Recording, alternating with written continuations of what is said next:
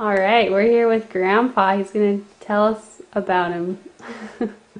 This is Grandpa Robert Bradshaw. Yes.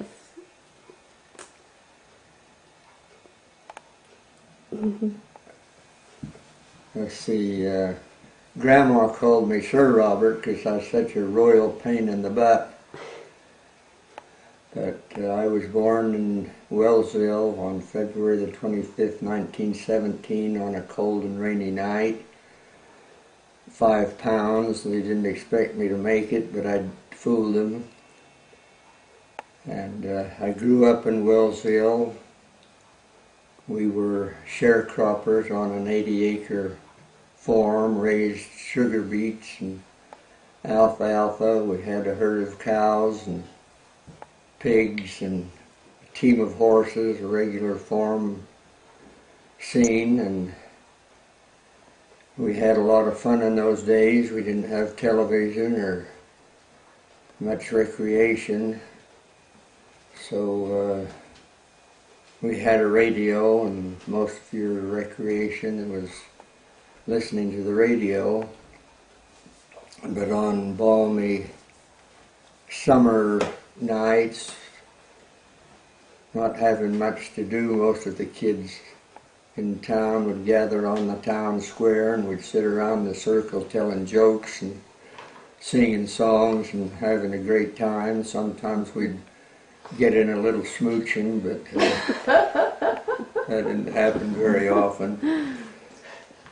I went to elementary school, to the Floridale School in Wellsville.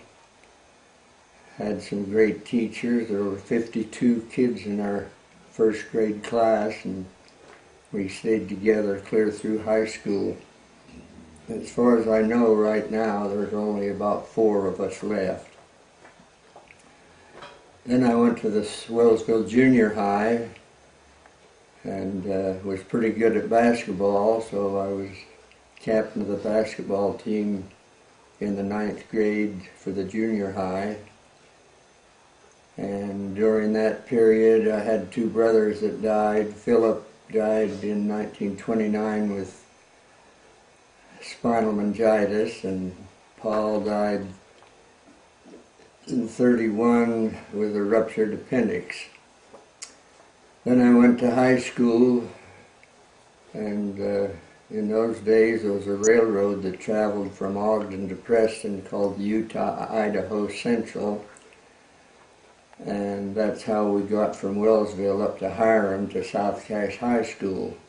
And then sometimes we'd break our 22s down and put them in a gunny sack and take them on the train with us, and then it was about a block from where we got off the train up to the high school, but we would take off back down the track and go down in the river bottoms and slough school and have a great time.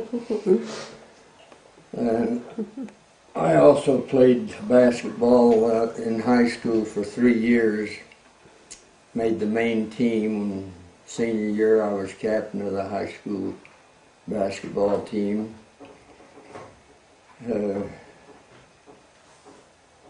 Then I graduated from high school in 1935, and that's the other side.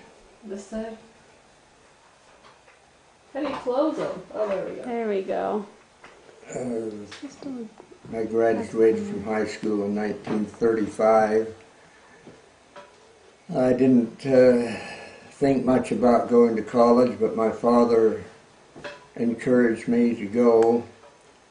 But the first year, 1936, we couldn't scrape up enough money for tuition. It was back during the Depression when money was scarce. And so I laid out a year and worked as a section hand on the railroad and did farm work for various farmers. And in 1937 I started as a freshman at Utah State. Back then it was known as Utah State Agricultural College, later made into a university.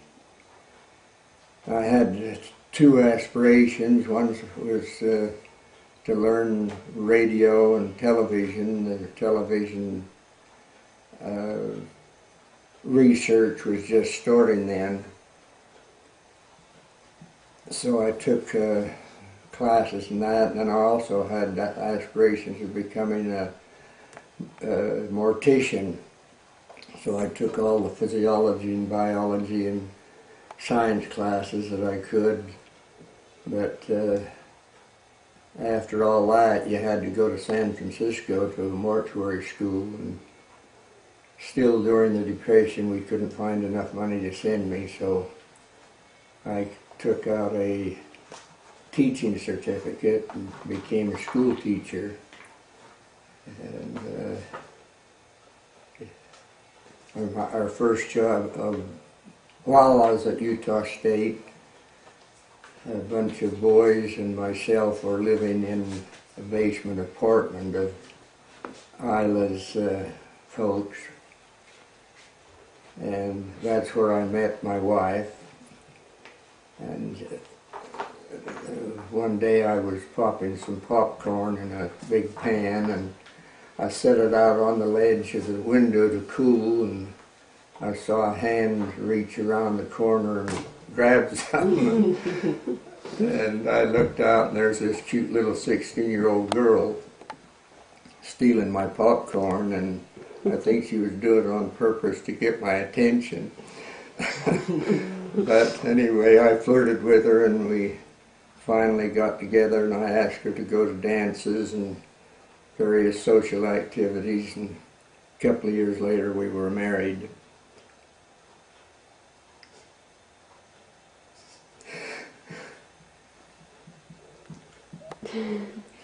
Yeah.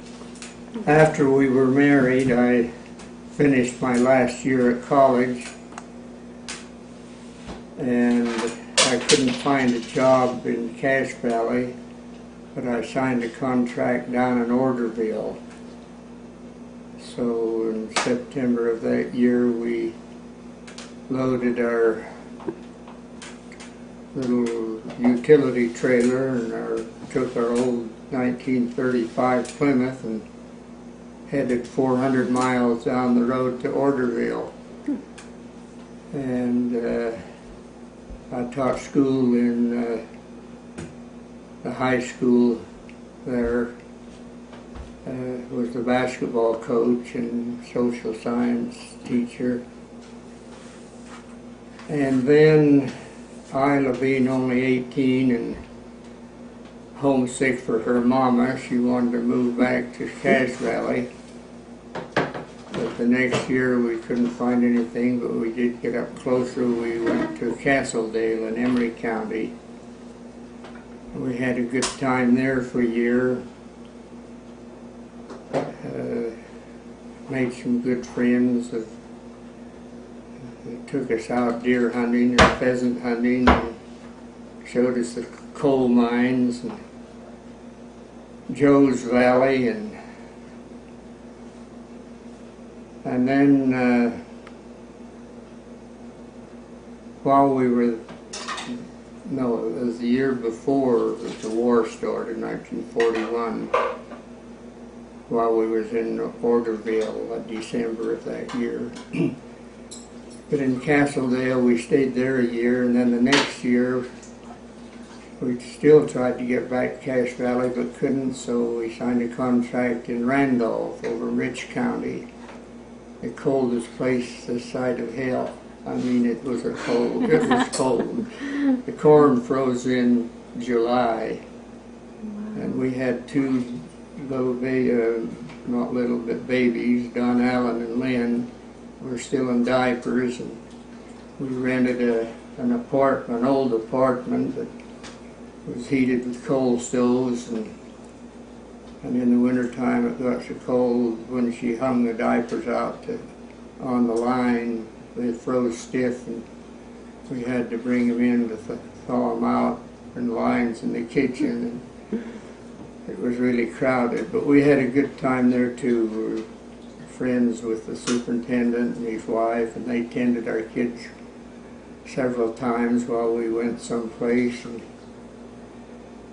Then the next year I finally got back to Cache Valley. I signed a contract and was an athletic teacher, coach at Lewiston Junior High School.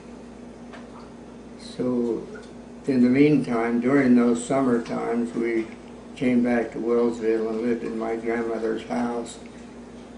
But then we moved all our stuff up to Lewiston, and in the middle of the year, in February of that year, I got drafted into the Army, and I left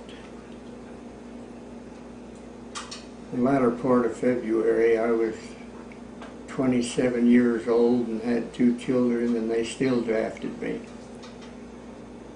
But Isla stayed in that house for a few months during the winter time, but it got so Lewiston was almost as cold as Randolph. It froze. We had the water jacket in the kitchen coal stove, and it froze up and broke and flooded the place. So she called her parents, and they moved her down to an apartment next to them in Logan. And I went off to war and rode the Utah-Idaho Central Railroad to Salt Lake and went down to Fort Douglas, where I was inducted into the Army and given a physical exam. And then we was there for about a week, I guess, and then we rode by train from the Ogden Depot to California. We went south. I thought we'd be going straight across to San Francisco, or else the northern route up through Portland, but we went south down through Los Angeles and then north up to Camp Roberts, which was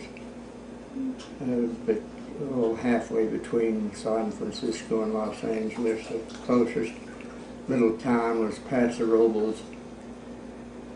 And I was there for 16 weeks training to be a rifleman in the infantry. Finally passed all the tests and examinations and finished basic training. Then we got a 2-week leave to go home.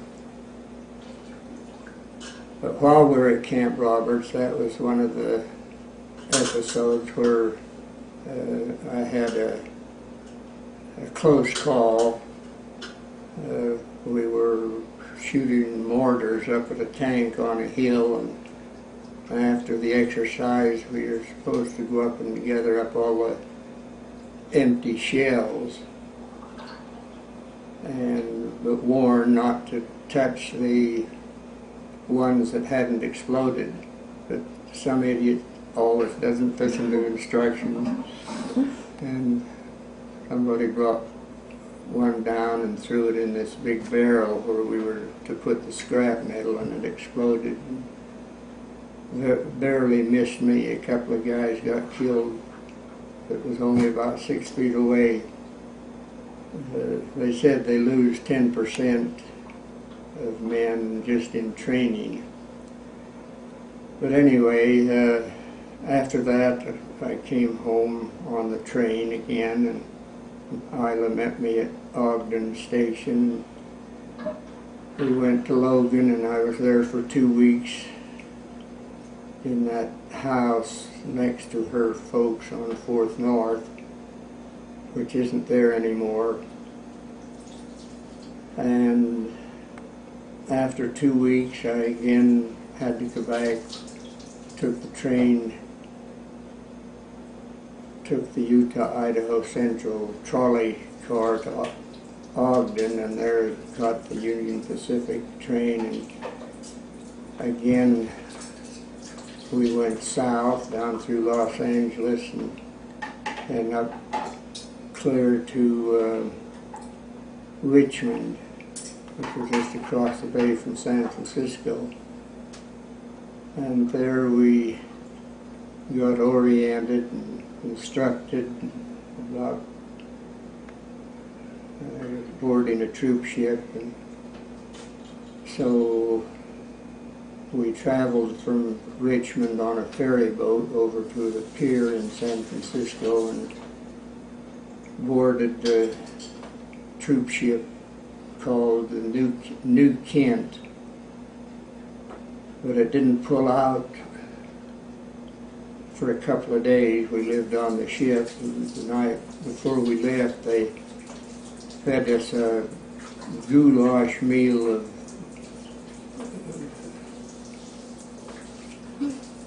I don't know what you call it, but it had tomatoes, all vegetables and tomatoes in it. And on 200 miles out of San Francisco, the sea is really choppy, rough.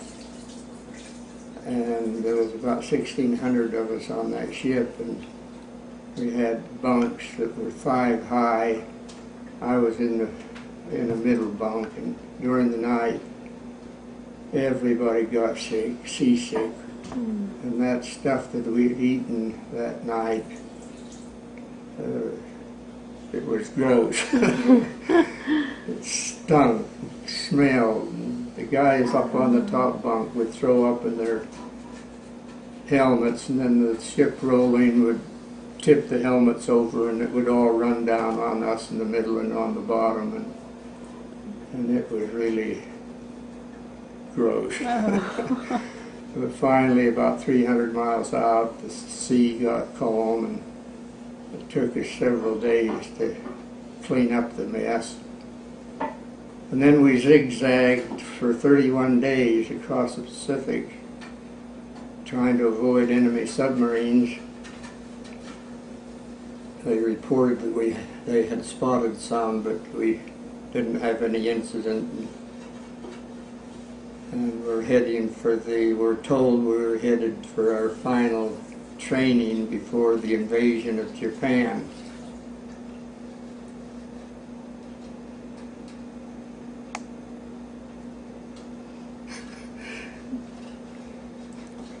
See, where was I? But it was about 3 days before we landed in the, well, we didn't know where we were going, but 3 days away from the Philippines, they dropped the atom bomb and the war ended. So we never did get to our rendezvous. They unloaded us at Tacloban Harbor in Leyte in the Philippines, and there we went to a Army distribution center where they assigned you different units and sent troops. And I was there for 6 weeks, and it rained every minute of the time. Not hard all the time, it would drizzle and then it would pour. We were in mud up to our ankles. We were living in tents. But finally, after 6 weeks, they found a place for us and shipped us over to Guam. And we only stayed there for a couple of weeks, waiting for an assignment.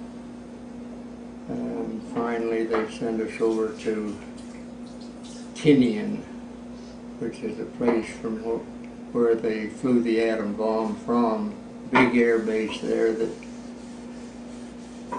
and they put me to work as first sergeant. Most of the veterans that had seen combat that were going home, and so they put me in as first sergeant, head of the,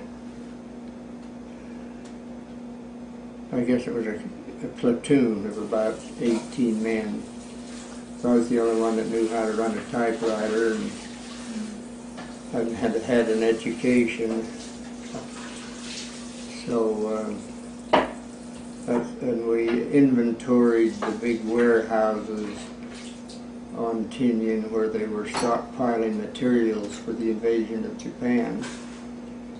But it was too expensive to send it home, so we inventoried it and then loaded it on trucks and took it in trucks out in a big, long, mile-long jetty and dumped it in the ocean. I could have bought a brand new Jeep for $50 if I had $50, which I didn't, and they would have brought it home on a ship. So we were there for, I don't remember how long, then we went up to Saipan waiting for transport home. They didn't need us. We'd finished our job there on 10 years of inventorying, and on Saipan, while we were waiting, they put us to work cutting the lawn around the barracks with bayonets, which was a tedious job. They were trying to mow a lawn with a knife, but finally the troop ship came. We loaded and came home in about half the time it took to go over. Landed in Oakland, California, and was transported by truck up to Camp Beale, which was north of San Francisco and Oakland. And What year was this? This was 45. 1945. I was only in about 18 months. Mm-hmm. Left in February of 44. We got out in 45. It was a 46. One of those years. So, came home by train again with a bunch of other Cache Valleyans. Some of my good friends went the same time I did, and we were together. While we were in those islands, run into a lot of people, men that I knew. My brother Wayne was on one of them, getting ready to ship up for the occupation of Japan, but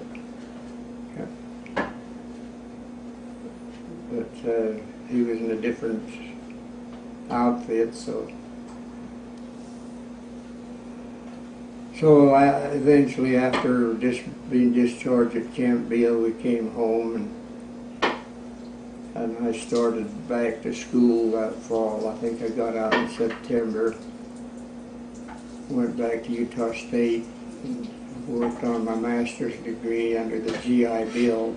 We paid for it. It took me 4 quarters. Took all that year and 1 quarter of the next.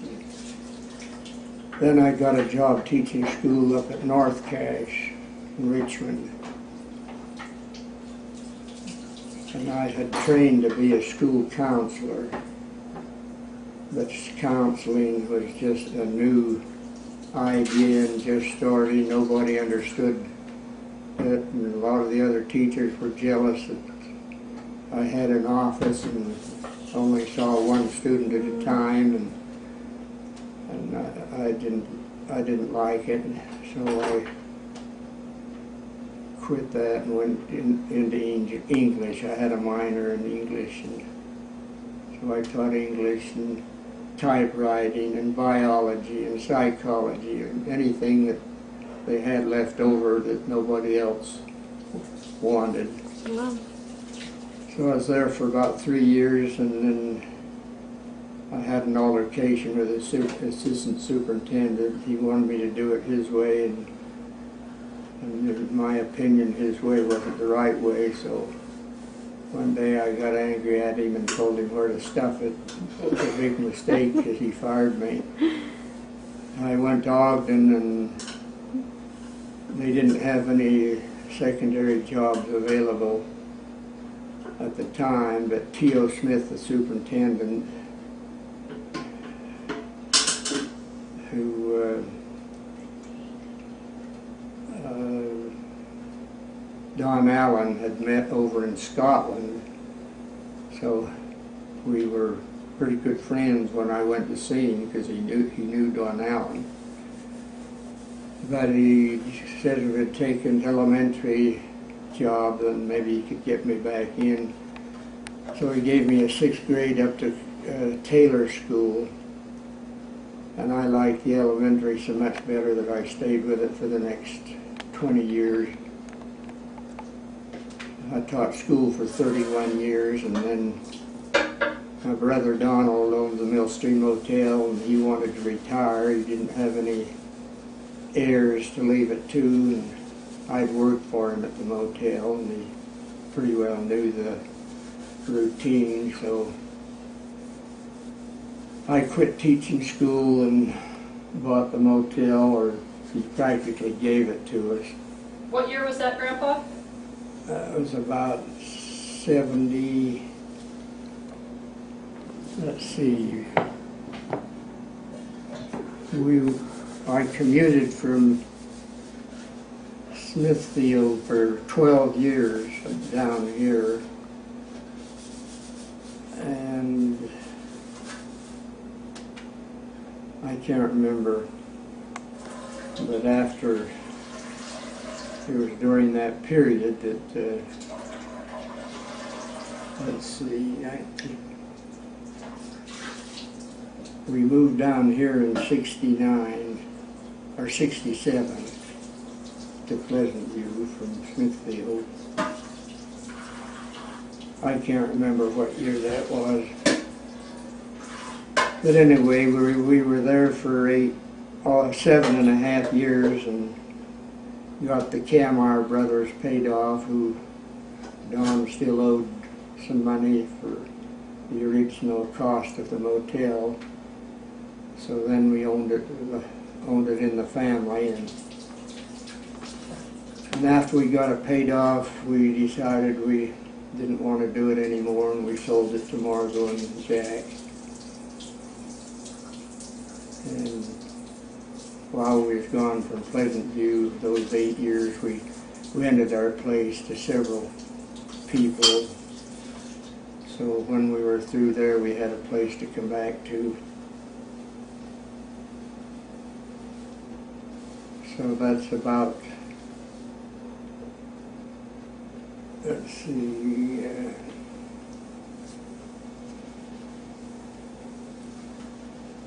another of those episodes where we had a close call was when I was in our teens. A friend of mine named Don Poppleton lived up on a hill out in Greensville, and his dad wouldn't let him take the car, but we were determined to go to Providence to see some girls.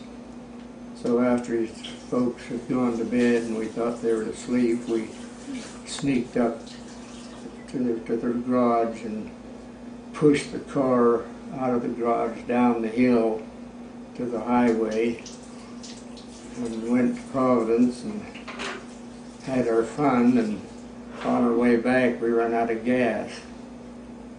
And it was an old, I don't know what year the car was, but it had the gas tank hanging on the back with a gauge on top and a lid to put the gas in. And I didn't know that Don had taken the gas cap off, and I wanted to see if the gas really, or the gauge really showed empty, so I lit a match and to look at the gauge and passed it over the open gas opening.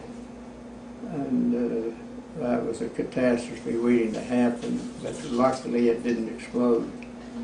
A little ball of blue flame went around the cap, but I hurried and put my hand over it and doused it.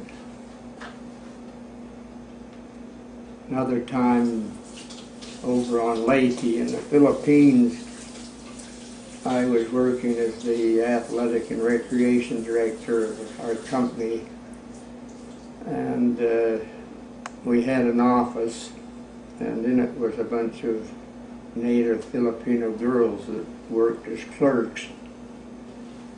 And the one invited a couple of us up about 80 miles up the island to meet their folks and have dinner and see what the country was like.